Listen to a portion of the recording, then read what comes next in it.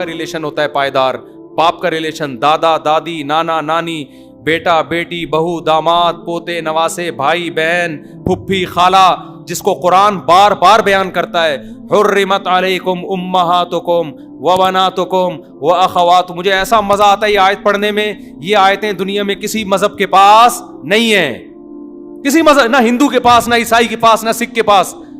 اسلام ایک ایک رشتے کو ہائی لائٹ کرتا ہے. حرمت علیکم امہاتکم وبناتکم واخواتکم وعماتکم وخالاتکم وبنات الاخ وبنات الاخت وامہاتکم اللاتی ارضعنکم وامہات نسائکم وربائبکم اللاتی واخواتکم من الرضاعہ وامہات نسائکم وربائبکم اللاتی فی حجورکم من نسائکم اللاتی دخلتم بہن فإن لم تكونوا دخلتم بهن فلا جناح عليكم وحلائل ابنائكم الذين من اصلابكم. کیسی زبردست آیت ہے. ایک ایک رشتے کو اللہ بیان کر رہا ہے کہ تمہارے لیے مقدس رشتے کون سے ہیں. سب سے پہلے تمہاری ماں نانی دادی کا رشتہ ہے. وبناتکم تمہاری بیٹیوں کا رشتہ مقدس. جب بھی ان پہ نظر ڈالو گے مقدس نظر ڈالو گے، محبت کی ایسی محبت جس میں پاکیزگی ہو، یہ والی نظر ڈالنی ہے ان کے اوپر. وبناتکم واخواتکم سب سے پہلا مقدس رشتہ ماں دادی نانی، امہات میں سب داخل ہیں. اس کے بعد دوسرے نمبر پہ سب سے مقدس رشتہ بیٹی پوتی نواسی یہ ہے. تیسرے نمبر پہ سب سے مقدس رشتہ اخواتکم تمہاری بہنوں کا رشتہ، جو باپ شریک ہو یا ماں شریک ہو، یہ سب سے مقدس رشتہ ہے. اس کے بعد قرآن کہہ رہا ہے وعماتکم پھر تمہارے باپ کی بہنیں جن کو پھوپھی کہا جاتا ہے، وہ سب سے مقدس رشتہ ہے. یہ ریلیشن بلڈ سے بن رہا ہے، یہ ڈگریوں سے وجود میں نہیں آ رہا، یہ ایجوکیشن کی نتیجے میں نہیں آ رہا. پھر قرآن کہتا ہے وعماتکم پھر تمہاری پھوپھیاں باپ کی بہنیں، پھر وخالاتکم تمہاری ماں کی بہنیں، یہ رشتہ تمہارے لیے مقدم. پھر وامہاتکم اللاتی ارضعنکم وہ عورت جس نے بچپن میں تمہیں دودھ پلا دیا ہو، تم نے اس کی چھاتی سے دودھ پی لیا، وہ بھی مقدس رشتہ. واخواتکم من الرضاعہ اس کی بیٹی، ایک لڑکی اور ایک لڑکے نے جس ایک چھاتی سے دودھ پیا ہے، حالانکہ وہ دونوں الگ الگ کی مائیں ہیں لیکن ایک چھاتی سے دونوں نے دودھ پی لیا، یہ بھی بہن تمہارے لیے کیا بن گئی ہے؟ مقدس رشتہ ہے تمہارے لیے. پھر قرآن کہہ رہا ہے وامہات نسائکم تمہاری بیوی کی جو ماں ہے، تمہاری بیوی کی ماں، یہ بھی مقدس رشتہ ہے تمہارے لیے. اس کی طرف بھی نظر کس طرح سے ڈالنی ہے؟ جیسے ماں کی طرف نظر ڈالی جاتی ہے. وَرَبَائِبُكُمُ اللَّاتِي فِي حُجُورِكُم مِّن نِّسَائِكُمُ اللَّاتِي دَخَلْتُم بِهِنَّ پھر تمہاری بیوی کی بیٹی جو پہلے شوہر سے ہو، چونکہ تمہاری بیوی کی بیٹی ہے اگرچہ پہلے شوہر سے ہے، سوتیلی بیٹی ہے، اس پہ بھی مقدس نگاہ ڈلے گی تمہاری، اس پہ بھی شہوت کی نگاہ تم نہیں ڈال سکتے. اور پھر وحلائل ابنائکم تمہارا بیٹا اگر کسی لڑکی سے نکاح کرتا ہے تو وہ تمہاری بہو بن گئی، یہ بھی کیا ہے تمہارے لیے؟ مقدس رشتہ ہے. وحلائل ابنائکم الذین من اصلابکم تو قرآن کہہ رہے وان تجمعوا بین الاختین ایک لڑکی سے نکاح کر لیا، جب تک وہ لڑکی تمہارے نکاح میں ہے اس کی بہن بھی تمہارے لیے کیا ہے؟ مقدس، اس سے نکاح نہیں کر سکتے. ایسی خوبصورت آیت، ایسا خاندانی نظام، ایسے مقدس رشتوں کو اتنی تفصیل سے خدا کی قسم کسی کا باپ بھی بیان نہیں کر سکتا. کسی مذہب میں یہ آیت نہیں ملے گی آپ کو، نہ ہندوؤں کے پاس، نہ عیسائیوں کے پاس، نہ سکھوں کے پاس، نہ یہودیوں کے پاس، نہ بدھسٹ کے پاس. قرآن A to Z کیسے خوبصورت انداز میں ان رشتوں کو بیان کرتا ہے. یہ رشتے ریلیشن سے بنتے ہیں، بلڈ ریلیشن سے.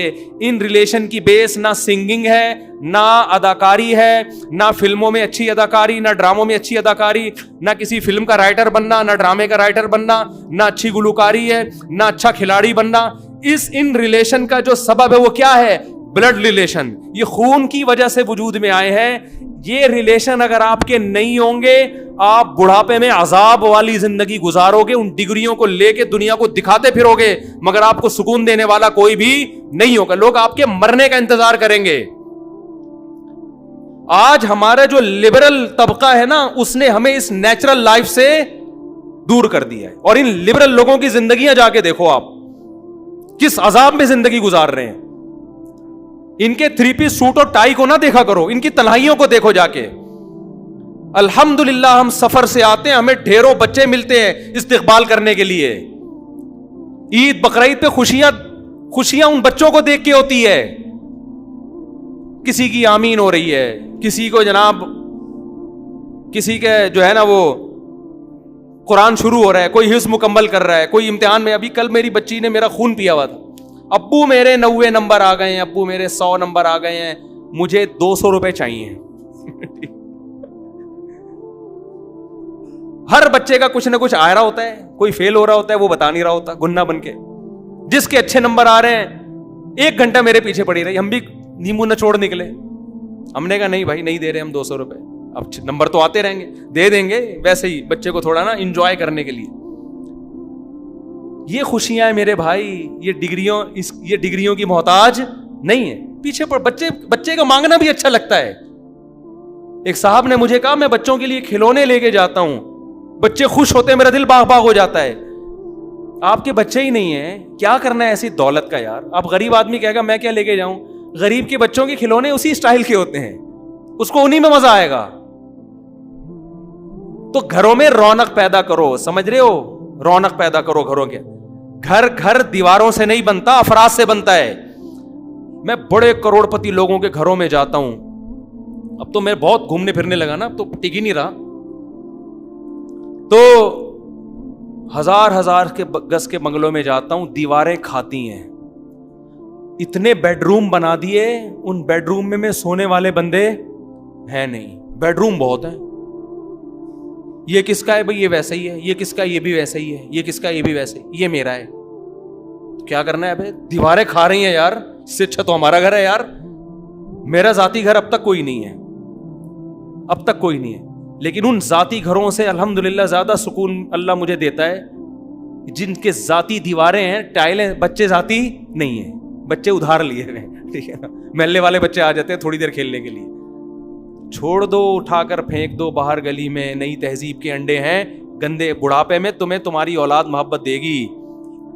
ہاں ایک غلطی نہ کرنا, اپنی اولاد کو لبرل نہ بنا دینا, ورنہ یہی اولاد پھر بڑھاپے میں پیدا ہو کے بھی جوتے لگائے گی. سمجھتے ہو؟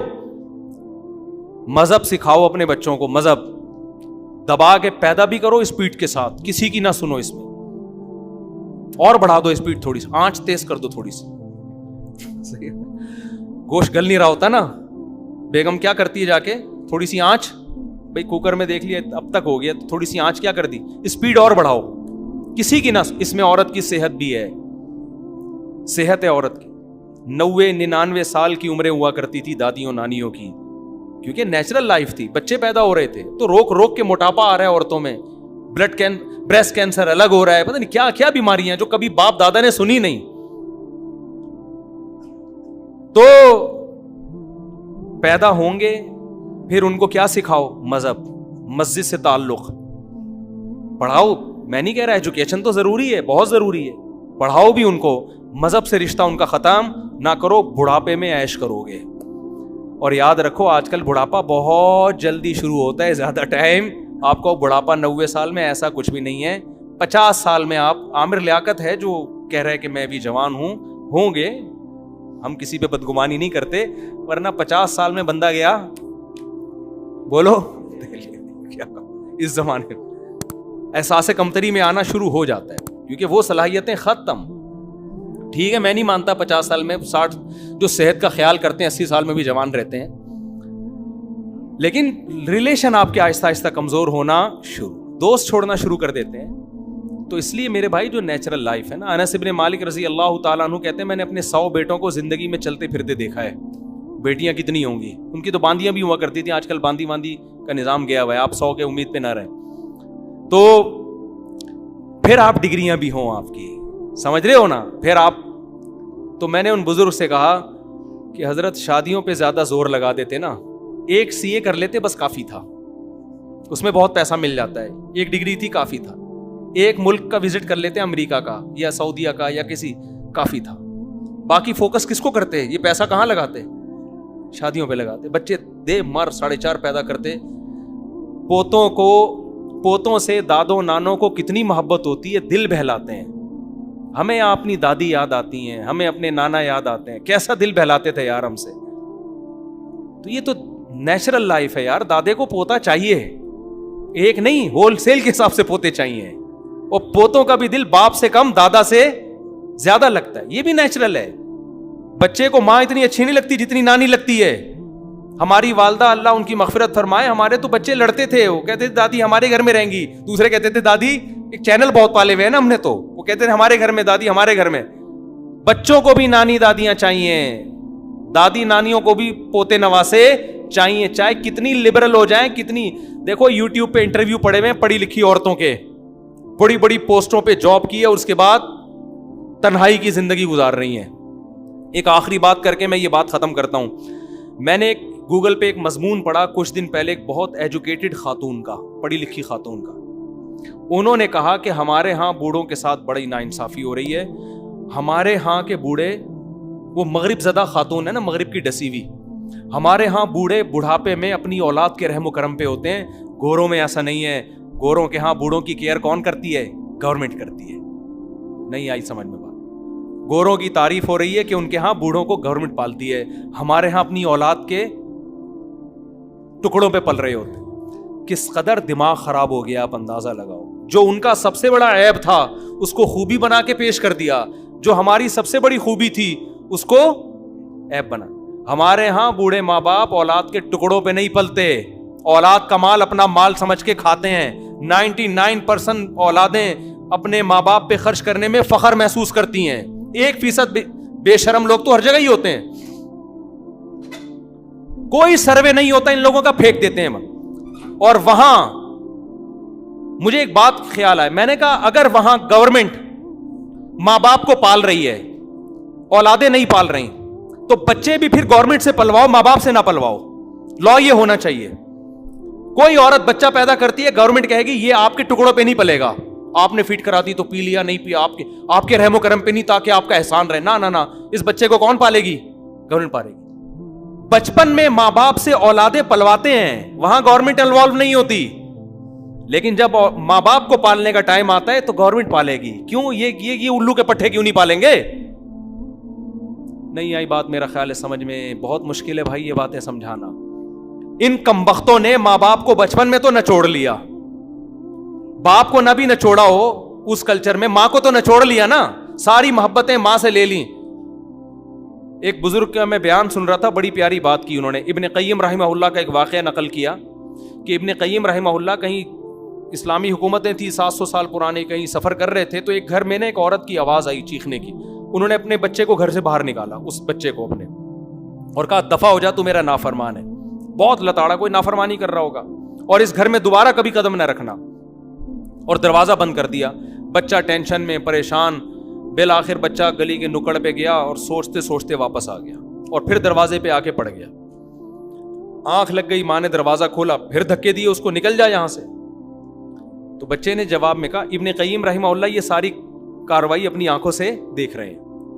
بچے نے ماں سے کہا, دیکھ ماں, میں نے ارادہ کیا تھا میں یہاں سے چلا جاؤں, میں کہیں بھی ملازمت کر لوں گا, مجھے روٹی بھی ملے گی, مجھے کھانا بھی ملے گا, لیکن جو محبت ماں سے بچپن میں بچے کو ملتی ہے وہ مجھے تیرے سوا, بولو, وہ کہیں نہیں ملے گی. اس کا میرے پاس کوئی آلٹرنیٹ نہیں ہے. سب کچھ مل جاتا ہے. جو ریلیشن ہے نا ماں اور اولاد کا, کیسی مائیں بچوں سے محبت کرتی ہیں, کیسا کھلاتی ہیں ان کو. بچہ کھاتا ہے, خوش کون ہوتا ہے؟ ماں خوش ہوتی ہے. وہ سمجھتی ہے مجھ پر احسان کر رہا ہے. کوئی بھی انسان کو اس طرح سے نہیں پالتا.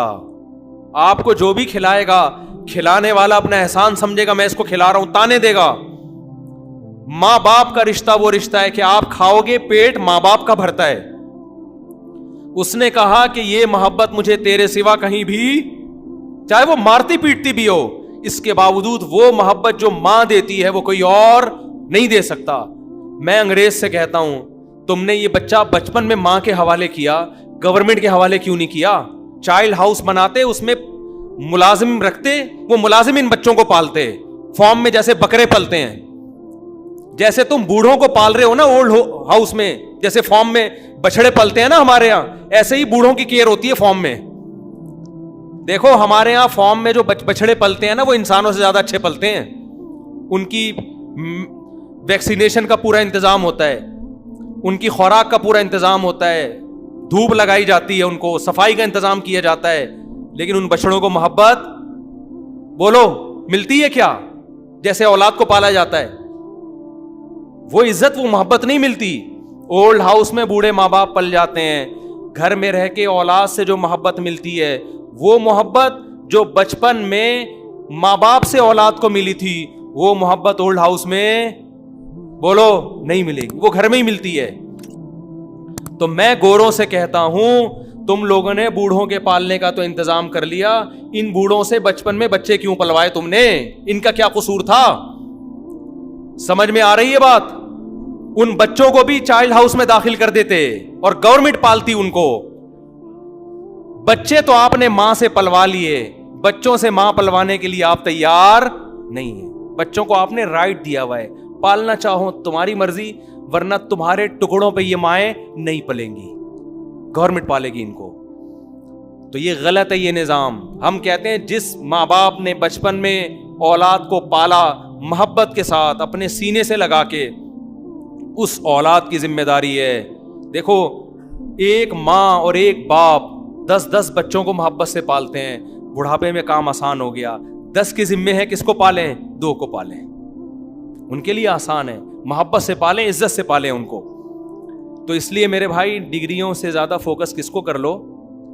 بولو نا, شادیوں کو فوکس کر لو. یہ نیچرل ہے. اللہ پہ توکل کرو, اعتماد کرو. شادیوں کو نہیں کرتے, شادی کو ہی کر لو, لیکن ٹائم کی شادی, بڑھاپے کی شادی 40 سال میں رہنے دو, ٹھیک ہے نا. 40 سال میں یہ کام کرنے کا نہیں ہے. یہ بر وقت کر لو تو ٹھیک ہے, نہیں تو رہنے دو. اب تکلف کی بالکل بھی ضرورت نہیں ہے, کیونکہ اب آپ بچے پالو گے, آپ اس قابل تھے کہ آپ کو پالتے, اب آپ بچے پالو گے, اس عمر میں ٹینشن لوگے تو رہنے دو. بات بہت لمبی ہو گئی ہے لیکن کیا کریں یار. وہ اس خاتون کا مضمون میں نے پڑھا نا, تو میں نے کہا دیکھو یہ کس طرف معاشرے کو لے کے جا رہی ہے. کہہ رہی ہمارے یہاں بوڑھے اولادوں کے ٹکڑوں پہ پل رہے ہوتے ہیں اور انگریزوں میں گورنمنٹ پالتی ہے, کسی کا احسان نہیں ہوتا ان کے اوپر. اسی گورنمنٹ کو آپ یہ مشورہ دے دیتی کہ بچوں پر بھی ماں باپ کا احسان نہ ہونے دو نا, تاکہ ماں تانا نہ دے سکے. وہ بھی کس سے پلواؤ؟ وہ بھی گورنمنٹ سے پلواؤ. اللہ تعالیٰ ہدایت دے.